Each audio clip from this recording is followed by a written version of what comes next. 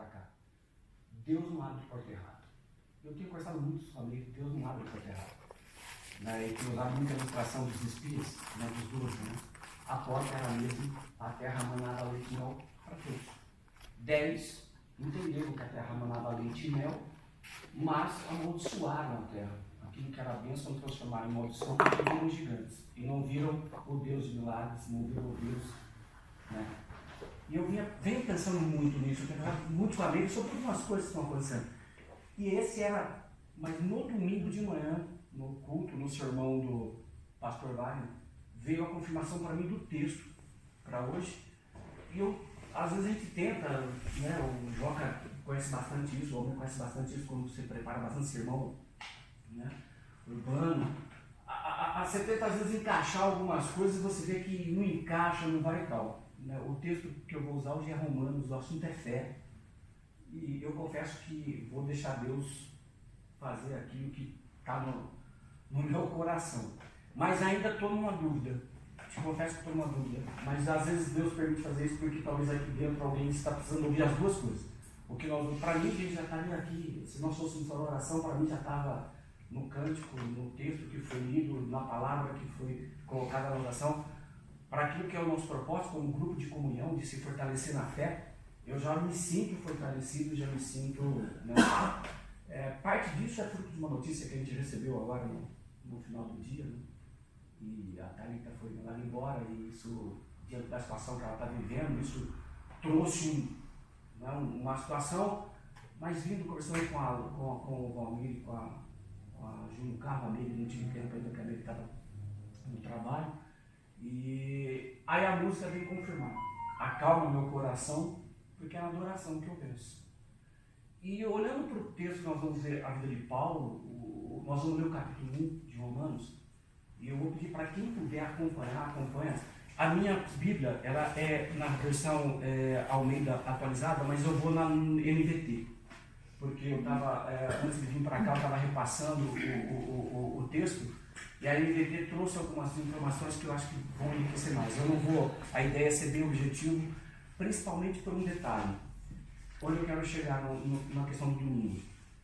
A gente não pode se esquecer que a gente ainda está vivendo uma época, uma situação, onde nós fomos convocados, gente. Nós fomos convocados por uma guerra declarada. Uma guerra que o lado de lá já não esconde mais nada. O lado de lá abriu, né, sem entrar nos méritos de nomes, de partidos, de pessoas, não é isso que eu estou querendo, mas eu digo, nós vamos entender de que a luta não é nem contra isso. Eu não estou lutando contra o Lula, não estou lutando contra o PT, não estou lutando contra o pessoal. Eu estou lutando contra toda uma ideologia que afronta aquilo que é a base da nossa fé. E Paulo é um exemplo vivo disso que nós estamos falando. Né?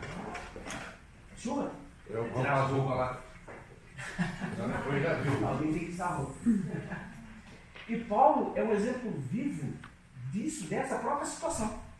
Onde ele viveu o lado da opressão, onde ele viveu o lado da perseguição da igreja, e de perseguição ele virou perseguido. E na perseguição agora que ele sofreu, ele encontrou um Deus, que é o nosso Deus, e que tem tratado os corações. Mas uma coisa, Deus tem falado muito ao meu coração nesses dias, nesses tempos. A gente não pode abrir brecha para dúvida. E nós estamos vendo boa parte da igreja abrindo brecha para dúvida. Em nome do amor, nós estamos abrindo brechas que podem derrubar todo o muro, como aconteceu com Jerusalém. Uma pequena brecha colocou o muro, né, para baixo. Aconteceu inclusive com Jericó, um muro que não cairia, que ninguém derrubaria. Uma pequena brecha nas mãos do Senhor foi suficiente para derrubar tudo, né, no poder dele. Mas quando eu falo de igreja, eu estou vendo muita coisa dentro da igreja, muito comentário.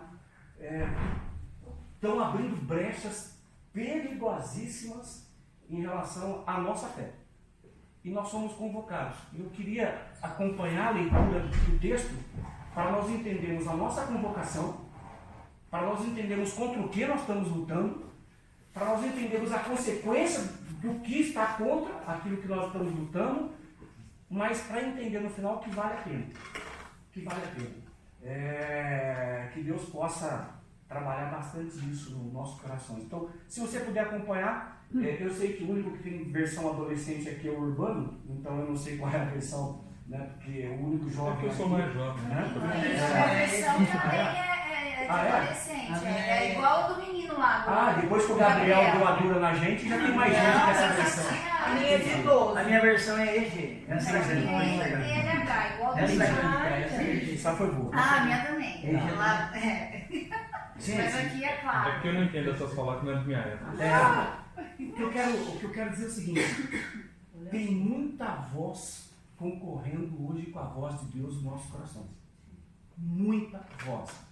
E nós precisamos ouvir a voz de Deus. E ouvir a voz de Deus é a palavra.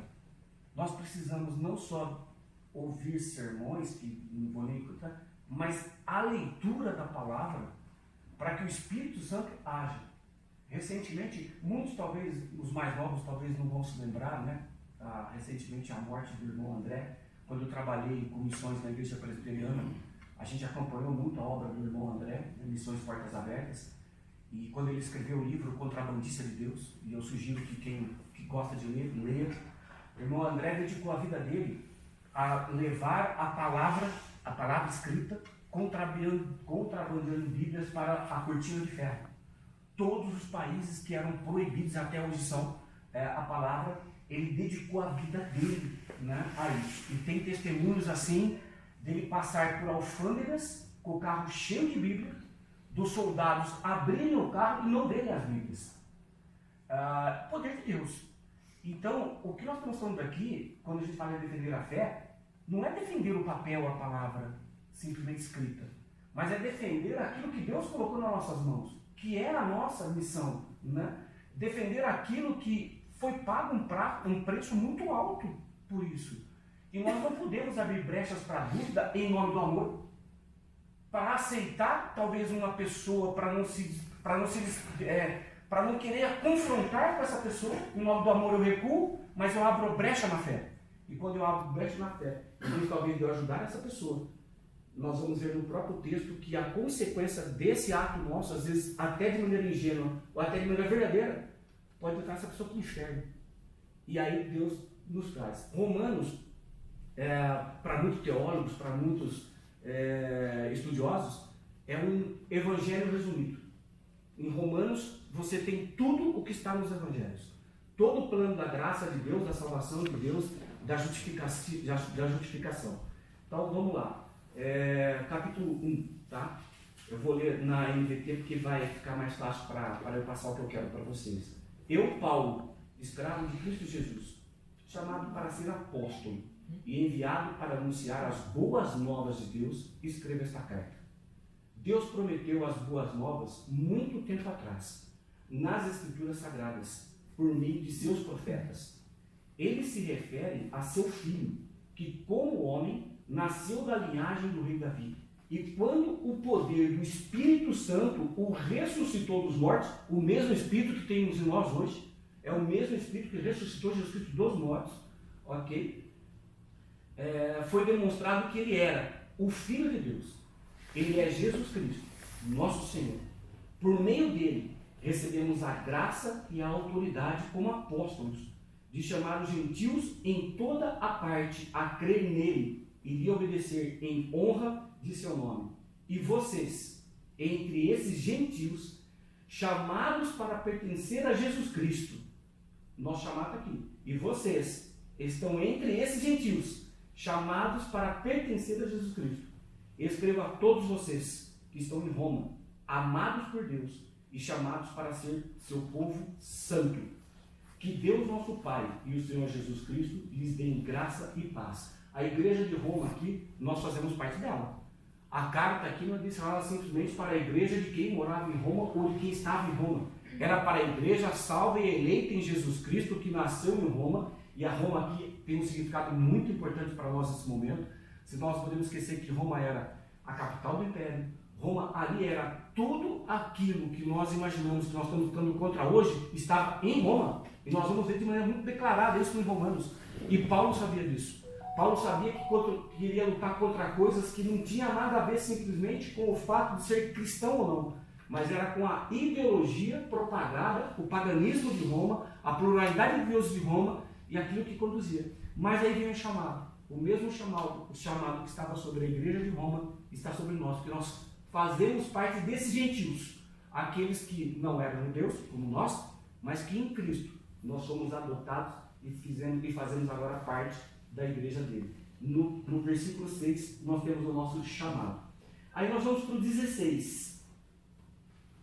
O 16 vai nos colocar em relação a essa defesa de fé, do qual Paulo deixa declarado: pois não me envergonho das boas novas a respeito de Cristo, que são o poder de Deus em ação, para salvar todos os que creem, primeiro os judeus e também os gentios. Judeus por causa da promessa de Abraão e nós, gentios, eleitos em Jesus Cristo.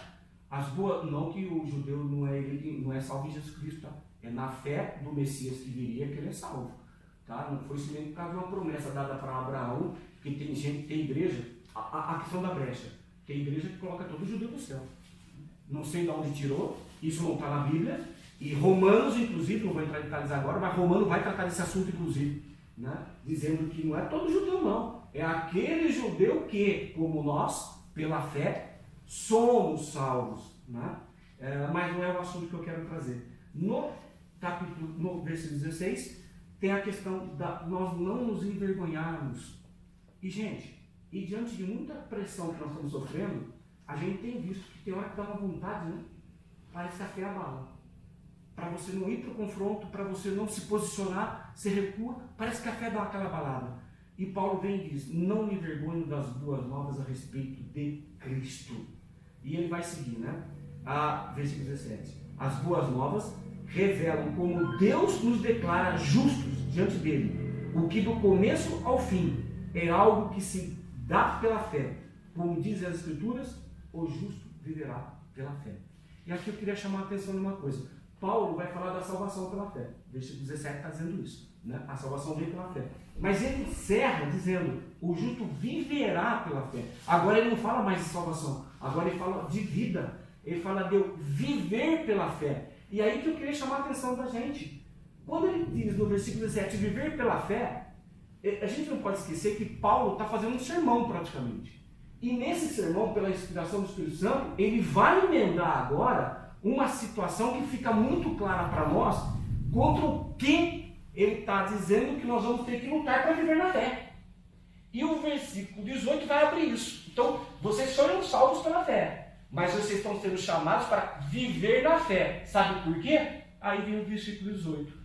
Assim Deus mostra do céu a sua ira contra todos que são pecadores e perversos, que por sua maldade impedem que a verdade seja conhecida. Sabem a verdade a respeito de Deus, pois ele a tornou evidente, por meio de tudo que ele fez. Desde a criação do mundo, podem perceber claramente seus atributos invisíveis, seu poder eterno e a sua natureza divina. Portanto, não tem desculpa alguma. Sim, eles conheciam algo sobre Deus, mas não o adoraram, nem lhe agradeceram. Em vez disso, começaram a inventar ideias tolas, e com isso sua mente ficou obscurecida e confusa. Dizendo-se sábios, tornaram-se tolos.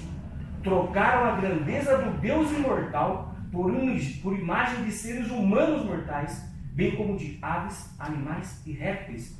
Por isso, Deus os entregou aos desejos pecaminosos de seu coração. Como resultado, praticaram entre si coisas desprezíveis e degradantes com o próprio corpo. Trocaram a verdade sobre Deus pela mentira. Desse modo, adoraram e serviram coisas que Deus criou em lugar do Criador, que é digno de louvor eterno. Amém. Por isso, Deus os entregou a desejos vergonhosos. Até as mulheres trocaram sua forma natural de ter relações sexuais por práticas não naturais. E os homens, em vez de ter relações sexuais normais com mulheres, arderam de desejo uns pelos outros. Homens praticaram atos indecentes com outros homens, e em decorrência desse pecado, sofreram em si mesmos o castigo que mereceram. Uma vez consideraram que conhecer a Deus era algo inútil.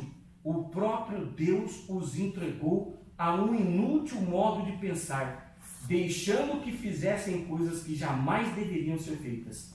A vida deles se encheu de toda espécie de perversidade, pecado, ganância, ódio, inveja, homicídio, discórdia, engano, malícia e fofocas. Espalham calúnias, odeiam a Deus, são insolentes, orgulhosos e arrogantes. Inventam novas maneiras de pecar e desobedecem a seus pais. Não têm entendimento, quebram suas promessas, não mostram afeição nem misericórdia. Sabem que de acordo com a justiça de Deus, e aqui vem um aconselhamento e vem a sentença, sabem que de acordo com a justiça de Deus, quem pratica essas coisas merece morrer, mas ainda assim continuam a praticá-las e, o que é pior, incentivam outros também a fazer.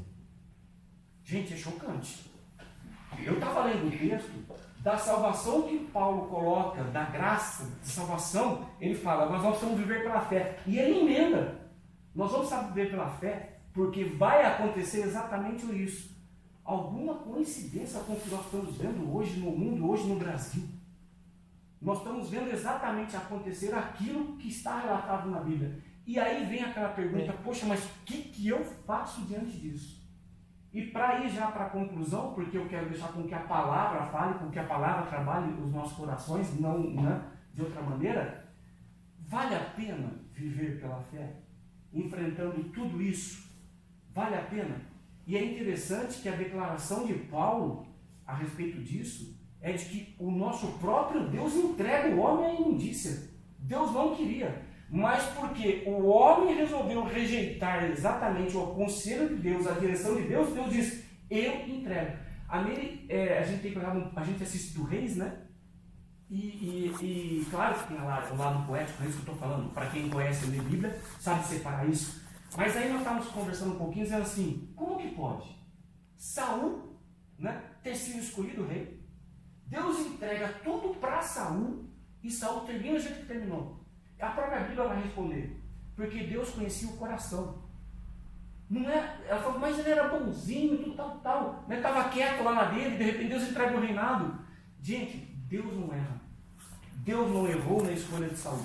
Ele entregou o rei segundo o coração do povo. E quando eu olho para isso, aqui aumenta a nossa responsabilidade em defender a nossa fé.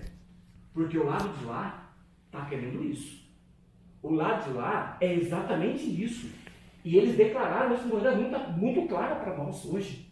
Nós não queremos mais a família tradicional. Nós não queremos mais a família desse jeito. Nós não queremos mais a igreja, e só falta dizer isso, embora declarar agora, nós não queremos mais a igreja enchendo o nosso saco. Essa que é a grande verdade. Se depender do coração do homem, Deus há de entregar o rei segundo o coração do homem. Por isso aumente em nós o nosso chamado, a nossa necessidade de interceder e pedir para que Deus venha e sare essa terra até o dia 30. Para que Ele venha e faça como igreja. A gente não pode endurecer. O lado de lá tem se fortalecido, o lado de lá tem declarado, e às vezes a gente acaba entrando numa inércia, achando que o fato de eu estar na igreja e está tudo bem comigo, o mundo pega fogo. E nós vemos que Paulo vai advertir a igreja de Roma, dizendo, acorda, o chamado é para mim, o chamado é para você. E aí vem a pergunta, vale a pena? E eu queria responder a pergunta encerrando com o capítulo 6.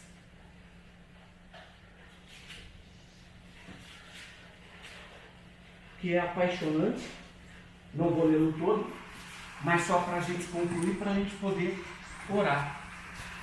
Vale a pena servir a Jesus? Vale a pena viver pela fé? Vale a pena defender essa fé? Pois bem, devemos continuar pecando para que Deus mostre cada vez mais sua graça? Claro que não. Uma vez que morremos para o pecado, como podemos continuar vivendo nele? Ou acaso se esqueceram de que, quando fomos unidos a Cristo Jesus no batismo, nos unimos a Ele em sua morte? Pois pelo batismo morremos e fomos sepultados em Cristo. E assim como Ele foi ressuscitado dos mortos pelo poder glorioso do Pai, agora nós também podemos ver uma nova vida. Uma vez que nossa união com Ele se assemelhou à sua morte, assim também nossa ressurreição será semelhante a dele. Sabemos que nossa velha natureza humana foi crucificada com Cristo, para que o pecado não tivesse mais poder sobre nossa vida e dele deixássemos de ser escravos. Pois quando morremos com Cristo, fomos libertos do poder do pecado. Então, uma vez que morremos com Cristo, cremos também que com Ele viveremos. Temos certeza disso, pois Cristo foi ressuscitado dos mortos e não mais morrerá. A morte já não tem nenhum poder sobre Ele. Quando Ele morreu, foi de uma vez por todas, para quebrar o poder do pecado. Mas agora que Ele vive, é para a glória de Deus. Da mesma forma, considerem-se mortos para o poder do pecado e vivos para Deus em Cristo Jesus. Não deixem que o pecado reine sobre o seu corpo, que está sujeito à morte, cedendo aos desejos pecaminosos. Não deixe que nenhuma parte do seu corpo se torne instrumento do mal para servir ao pecado, mas em vez disso, entregue-se inteiramente a Deus, pois vocês estavam mortos e agora têm nova vida. Portanto, ofereçam o corpo como instrumento para fazer o que é certo para a glória de Deus, pois vocês estavam mortos e agora têm nova vida. Pai, nós queremos te louvar e te agradecer de todo o nosso coração pela tua palavra. Ó Espírito Santo, louvado seja o teu santo nome. No poder da ressurreição de Cristo dos mortos, no poder da ressurreição que temos na esperança de acontecer em nós através de Jesus Cristo, nós te louvamos nessa noite pela tua palavra, te louvamos pela igreja em Roma, te louvamos pela vida de Paulo, te louvamos, Pai, por ele ter sido instrumento poderoso nas tuas mãos, testemunho vivo da transformação de vida que o Senhor pode fazer. E nessa noite, nós dizemos não para o pecado. Nós não queremos, Pai, condenar aquelas pessoas que estão pecando, não compete a nós, mas nós queremos, Pai, ser instrumento das tuas mãos para abrir seus olhos, para que o Senhor venha, Pai, e sare esses corações, sare essas vidas, liberte essas vidas, Pai Todo-Poderoso, que em nome de Jesus, como está escrito na tua palavra, Pai, nós possamos, Pai, cumprir com a nossa parte e clamar para que o Senhor venha e sare essa terra, que o Senhor venha, Pai, e transforme vidas, Pai Todo-Poderoso, como o Senhor transformou as nossas. Aqueles que são das nossas famílias, que ainda não passaram por essa transformação, que o Senhor visite no poder do Espírito Santo, que o Senhor abra esses olhos, que o Senhor liberte, que o Senhor quebre correntes, Pai Todo-Poderoso, que o Senhor promova a salvação, que aqueles que são dos nossos, Pai, não só da nossa família carnal, mas da nossa família cristã, que estão com seus olhos vendados e não estão vendo, Pai, aquilo que está acontecendo, que o Senhor abra os seus olhos em nome de Jesus Cristo e que o Senhor promova a cura espiritual, Pai Todo-Poderoso. Como igreja, nós clamamos a Ti, Pai Todo-Poderoso, perdoa o nosso pecado da omissão, perdoa o nosso pecado, Pai Todo-Poderoso, que nós temos muitas vezes pecado contra Ti, escondendo de Ti aquilo, Pai, que não pertence mais a nós. Tem misericórdia nessa noite, liberta, Pai, cura em nome de Jesus Cristo. E como igreja, Pai, como igreja, que o Senhor possa promover a unidade, Pai, em nossos corações, de buscarmos, Pai, a Tua presença, pedindo, vem sara a nossa terra, Pai. Que ventos de prosperidade soprem sobre ela, Pai. Que ventos de cura soprem sobre ela, Pai. Que ventos de libertação do pecado soprem sobre ela, em nome de Jesus Cristo, Pai Todo-Poderoso. Levanta cada soldado, levanta cada irmão, levanta cada denominação, levanta o Teu povo, em nome de Jesus Cristo, Pai.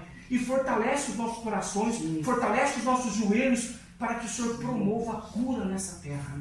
Pai Todo-Poderoso, nós muitas vezes estamos perdendo a visão, Pai, do pecado, daquilo que Ele está fazendo na vida dos nossos queridos, Pai, das pessoas, dos nossos amigos, dos nossos irmãos, muitas vezes de pessoas tão próximas de nós. Pai de amor, abre os nossos olhos e ajuda-nos a interceder e fazer aquilo que somente o Teu Espírito pode fazer, Pai, de convencer do pecado.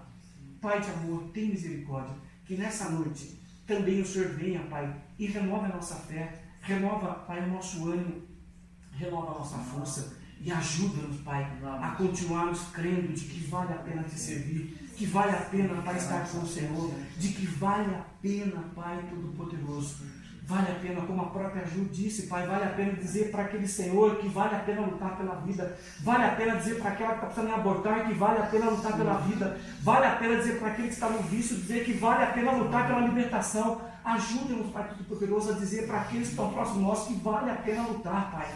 E em nome de Jesus, Pai, em nome de Jesus, fortalece. Que nessa noite, Pai, nós possamos ser visitados de maneira poderosa pelo Senhor e resgatar em nós o poder da intercessão. Nós te louvamos, Pai, pela Tua palavra santa, viva. Nós te louvamos, Pai, por aquilo que o Senhor já fez e que o Senhor há de fazer. Pedimos que o Senhor venha e sopre sobre todos aqueles que estão revestidos de poder e autoridade, independente de partido, Pai. Que eles possam ser usados pelo Senhor, como o faraó foi usado, como o Senhor inclinou o coração de faraó. O Senhor tem o poder para inclinar corações, por isso, em nome de Jesus, Pai. Nós sabemos que nós sofremos com tudo que está acontecendo, mas em nome de Jesus, mais do que uma vida boa, nós pedimos que o Senhor liberte de pecado a nossa nação, Pai, em nome de Jesus Cristo.